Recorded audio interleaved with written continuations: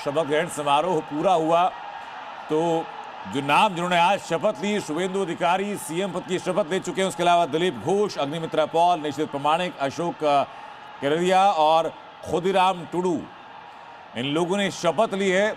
और कोशिश यही बताई जा रही थी, जो बंगाल बीजेपी की तरफ से कहा भी गया था, कि हर एक वर्ग, हर एक समाज का प्रतिनिधित्व रहेगा, रिप्रेजेंटेशन रहेगा। और ये सामने की जो 5 चेहरे आपको अभी नजर आ रहे हैं, ये उसी का प्रतिबिंब भी है।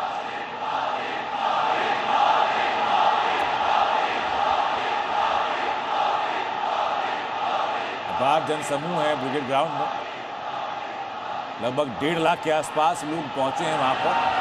और माखनलाल सरकार से जाते हुए फिर मुलाकात करते हुए प्रधानमंत्री नरेंद्र मोदी जब मंच पर आए तो पहले माखनलाल सरकार का उन्होंने शॉल उड़ाकर के स्वागत किया, उनके पैर छुए और ये साफ मैसेज दिया कि पार्टी के अंदर कार्यकर्ताओं का जो रोल है, कार्यकर्ताओं की जो जगह है, उनका जो स्थान है, वो कितना ऊपर है। और ये अब सामने मिथुन दा 2021 के चुनाव के दौरान में सबसे ज़्यादा चर्चित चेहरों में कोई रहा था, मिथुन चक्रवर्ती रहे थे, जिस दौरान वो बीजेपी में शामिल हुए।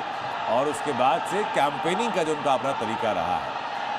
बीजेपी के राष्ट्रीय अध्यक्ष नितिन नवीन, साथ में चंद्रबाबू नायडू आप देख रहे हैं। और प्रधानमंत्री नरेंद्र मोदी और बीजेपी के राष्ट्रीय अध्यक्ष का एक और जो फोटो है, जो वीडियो है, जो सबसे ज़्यादा चर्चा में आया, वो तब जबकि बंगाल जीत के दौरान बाद में बीजेपी ऑफिस के दौरान जो माला पीएम मोदी को पहनाई जा रही थी, उन्होंने अपने हाथ से लेकर के नितिन नवीन को पहनाई गई थी। और ये वो साफ दिख भी रहा था कि नितिन नवीन चौंक भी गए थे अचानक से कि ये हुआ क्या। लेकिन अब ये पूरी जो लाइन ड्रॉ करने की कोशिश की जा रही है बीजेपी की तरफ से, कि अपने दिल्ली से लेकर के बंगाल तक, एक युवा कार्यकर्ता से लेकर के सबसे वरिष्ठ कार्यकर्ता तक, हर कोई व्यक्ति जिस सम्मान का अधिकारी है वो उसको मिल रहा है। माखनलाल सरकार के बारे में जो जानकारी है वो ये भी सामने आ रही कि 1952 के दौरान वो डॉक्टर श्यामा प्रसाद मुखर्जी के साथ उस आंदोलन में मौजूद थे, वहाँ खड़े हुए थे जब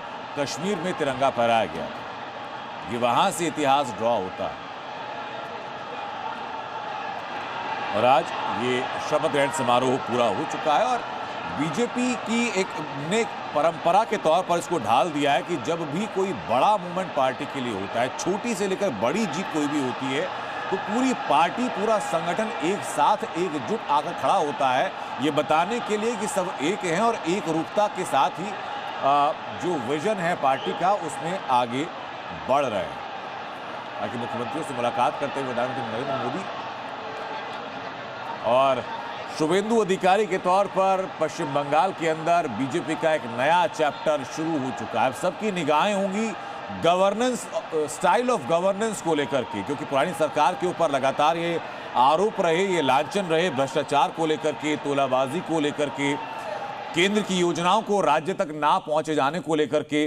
वाकया सामने आया भी था जब किसानों की लिस्टिंग मानी गई थी किसान सम्मान निधि के लिए, लेकिन 2021 तक वो लिस्ट ममता सरकार की तरफ से केंद्र सरकार को दी नहीं गई। और जब दी गई तो फिर 2 साल के एरियर के साथ प्रधानमंत्री केंद्र सरकार की तरफ से उनको वो पैसा वापस दिया गया। लेकिन इन तस्वीरों के मायने क्या है, अभिजीत मैं शुरुआत में आप ही से करूंगा कि जो 5 नाम हम लोगों ने देखे, दिलीप घोष, अग्निमित्रा पॉल, निशित प्रमाणिक, अशोक केरदिया और खुदीराम टुडू, ये आप मान रहे हैं कि हर एक सेगमेंट का रिप्रेजेंटेशन करने की कोशिश की गई सरकार में? बिल्कुल 100%। इसमें देखिए खुदीराम टुडू जो हैं वो सांथाली हैं, और आपको याद होगा जो इलेक्शन से पहले वो कंट्रोवर्सी जो हुआ था राष्ट्रपति जी को लेके, जब वो सांथाल कॉन्फ्रेंस खोल रही थी और उनका अपमान किया गया, परमिशन नहीं दिया गया वगैरह वगैरह। तो ये एक किस्म से वो सांथाली जो एसटी कम्युनिटी है पूरे बंगाल में, उसका रिप्रेजेंटेशन दिया जा रहा है, नंबर 1। और उन्होंने शपथ भी बंगाली में नहीं ली थी, उन्होंने सांथाली में ली थी। दूसरी बात, जो निशित प्रमाणिक हैं वो कूच बिहार से हैं। कूच बिहार वो बंगाल का पार्ट है जो असम से बॉर्डरिंग है, तो उधर का बहुत हमेशा से एक कंप्लेंट रहा है कि हमको हमेशा इग्नोर किया गया है, तो उनको भी रिप्रेजेंटेशन दिया गया है। जो अशोक कांताड़िया जी हैं वो 24 परगना से हैं। अब देखिए 24 परगना जो था वो हमेशा टीएमसी का गढ़ रहा था। छोटा सा एरिया है कलकत्ता से नीचे समंदर तक, पर उसमें लगभग 63 सीट्स थे असेंबली के और हमेशा से वो इलेक्शन वही स्विंग करते आए हैं। आप 24 परगनास को बिना जीते आप एक किस्म से बंगाल नहीं जीत सकते।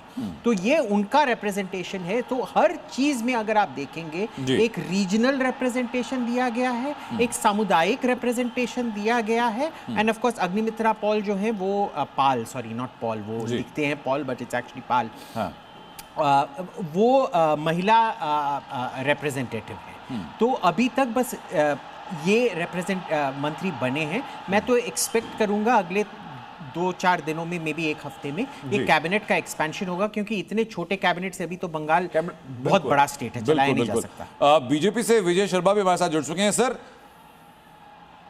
जीत आपकी हो चुकी है, लोगों ने भरोसा दिला दिया, मंत्रिमंडल की पहली झलक हम लोगों को दिखाई पड़ गई, लेकिन स्टाइल ऑफ गवर्नेंस को लेकर के अभी लोग एक्सपेक्टेशंस पे आपको खरा उतरना अभी बाकी है। बिल्कुल बिल्कुल बिल्कुल, हमारी सरकार जीरो टॉलरेंस पे काम करती है। आप देखेंगे भय, भ्रष्टाचार, टोलाबाजी, सिंडिकेट, सबसे जो वेस्ट बंगाल की जनता है उसको मुक्ति दिलाएगी। जितने यहाँ भी भ्रष्टाचारी बैठे हैं, जिस तरह के माता बहनों की इज्जत लूटते थे, उनको माता बहनों को सुरक्षित बनाया जाएगा। आपने देखा होगा उत्तर प्रदेश देखो, बिहार देखो, किस तरह का माहौल था। आज वहां हमारी माता बेटियां 12 बजे, 1 बजे, रात के 2 बजे कैसे खुलेआम घूमती है। उसी तरह का सोनार बंगला हम बनाने का काम करेंगे। आपने कल हमारे माननीय गृह मंत्री जी को भी सुना होगा, प्रधानमंत्री जी ने भी यही आश्वासन दिया था जिस दिन चुनाव परिणाम आए थे कि भय नहीं, भविष्य की बात कीजिए और अंतहीन हिंसा को समाप्त कीजिए। तो जिस तरह की घुसपैठ होती थी उस घुसपैठ पे भी हम लगाम लगाएंगे। जितनी केंद्र की योजनाएं थी उस केंद्र की योजनाएं पहुंचाएंगे, जन जन का विकास करेंगे। सर, ये आपका कहना है, लेकिन चैलेंजेस क्या क्या है? मैं नवीन सर आपके पास में आऊंगा कि इस सरकार के सामने सबसे बड़े मेजर चैलेंजेस क्या होंगे गठन होने के बाद में? देखिए, ये स्वाभाविक तौर पे पश्चिम बंगाल में चैलेंज की ही सरकार है और वहाँ पिछले 15 साल के कुशासन से वहाँ की जनता और उससे पहले वामपंथी दल के शासनकाल के दौरान जिस प्रकार से त्रस्त होगी, उसको लगता है कि पश्चिम बंगाल को तो सही मायने में अभी आज़ादी मिली है। और इसीलिए पश्चिम बंगाल में 23 जिलों में तो टीएमसी का खाता तक, 23 में से 9 जिलों में तो टीएमसी का खाता भी नहीं खुला और 23 में से 21 जिले में भाजपा नंबर 1 पे रही। लोगों ने इसलिए इतना मैंडेट दिया है कि उनको मालूम है कि इस जगह तक पहुंचने के लिए भारतीय जनता पार्टी के कितने कार्यकर्ताओं ने बलिदान दिया है। 321 भारतीय जनता पार्टी के वरिष्ठ पदाधिकारियों का बलिदान तो सब आज के दिन नमन कर रहे हैं, जिनके कारण भाजपा यहां तक पहुंची है। तो वहां महिलाएं सुरक्षित नहीं है, वहां रोजगार नहीं है, वहां शिक्षा का स्तर गिर गया, वहां छात्र पलायन करते हैं, छात्राएं पलायन करती है, वहां से एमएसएमई बंद हो गई है। पश्चिम बंगाल एक तरह से खोखला हो गया। कभी वो पश्चिम बंगाल एक बड़ी विरासत के लिए जाना जाता था।